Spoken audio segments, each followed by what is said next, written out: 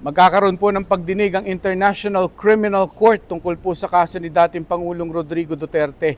Yan po ay mangyayari ng 4 to 6 p.m. oras natin dito at 10 to 12 noon oras sa The Hague. Here's what we know so far. Sa pagdinig na ito, hindi na po dadalo si dating Pangulong Rodrigo Duterte. Siya po ay pumirma ng waiver. Basically, ito pong status conference kung tawagin ay housekeeping meeting. Kumbaga paglalatag ho ng mga patakaran na ipatutupad ng korte sa oras na sila umupo as a court sa trial proper. Kagaya ho ng deadline na iseset sa pagsusumiti ho ng mga partido sa mga komento nila o pagtutol sa mga expert panel reports. Isa yan.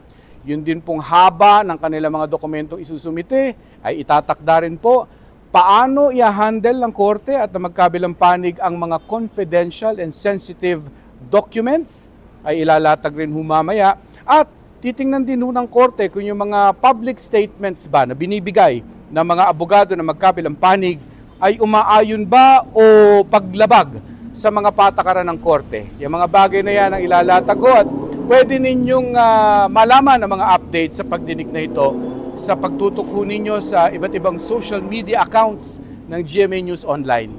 Ako po si Mark Salazar ng GMA News. And that is what we know so far.